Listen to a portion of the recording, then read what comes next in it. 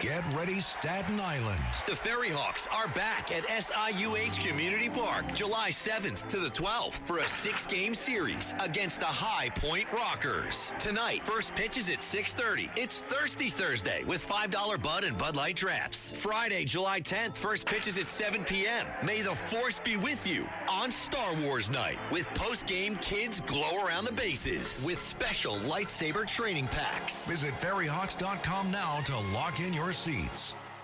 Listen, all you New Yorkers. Excuse me. Taxi. Okay, man, we're looking around. This is the 77 WABC minicast. We have been lied to. We have been lied to about several key things. We were lied to about the trolleys. Get this. The trolleys, they were not just cute little transportation in inner cities. They would go intercity. You could take a trolley from Cleveland to Columbus to Cincinnati. Those tracks are still there. No train runs on those. Now, I certainly would encourage you to go to those cities. There's no reason to go to those cities when you can go to Bermuda. I'd encourage you to go to Bermuda. Throughout our country, in fields, in the tarmac, in the road, in the tar, you can see abandoned railroad tracks everywhere. Everywhere. There were train lines that were elegant, efficient, luxurious, that could take you really where you wanted to go, as opposed to wasting $100 on an Uber to go 9 feet, or waste $130 at Hertz or any rent-a-car company to go for a day and a half with the phony insurance and the phony systems for seeing whether or not you got a dent in the car. There were trolleys, and they were comfortable and luxurious, and they weren't buses. What happened to the trolleys? They worked fine. Well, and they were electrical. They didn't pollute. They didn't make noise. What happened to the trolleys?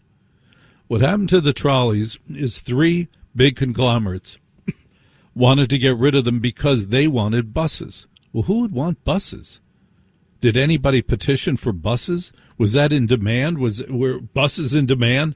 No. Who wanted buses? General Motors? Firestone?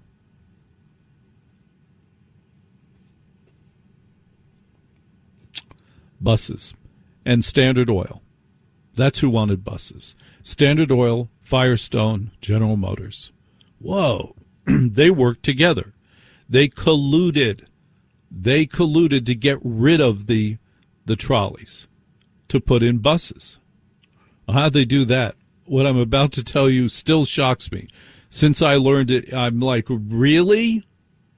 Well, what they did is they went city to city and they bought the trolley companies.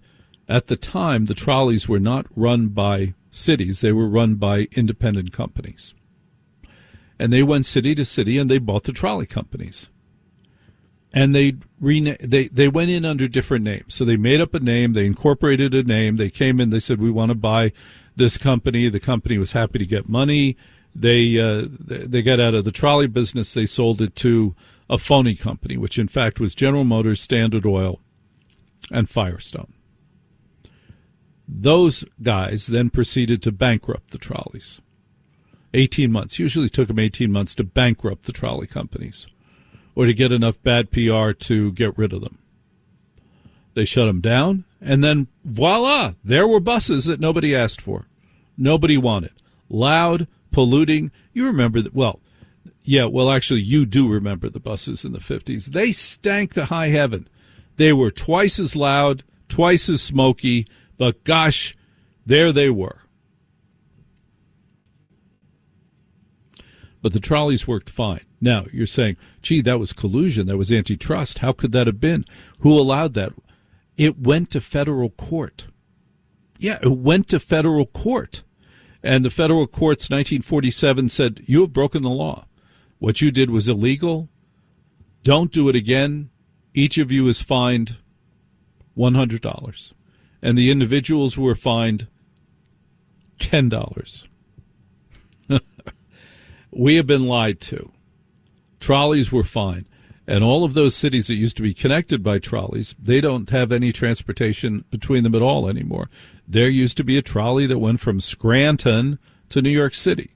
There was a trolley that went from Columbus to Cincinnati to Cleveland. There's nothing on those tracks today. People have been petitioning Amtrak to, for God's sakes, please put trains on those tracks. Tracks are there, work fine, not easy to put in. There are tracks all over the country that were abandoned, not for lack of need, but because, gee, maybe somebody wanted to put up buses. Maybe somebody wanted to see airplanes. We were lied to about our education system. We have a crappy education system. It's gotten worse ever since the Department of Education was created by Jimmy Carter. He did that to appease the teachers' union. It is a union-created federal agency. Let me repeat that. It is a union-created federal agency. And when it was formed by Jimmy Carter, the United States of America was number one in the world in education.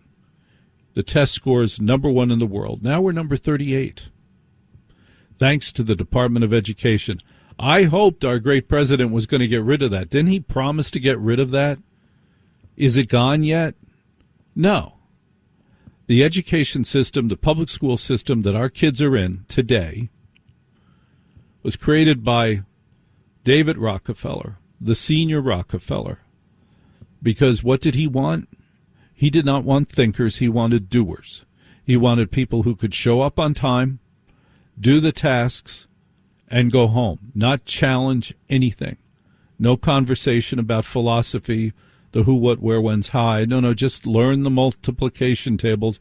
Be here at 8:15 or you'll be marked truant.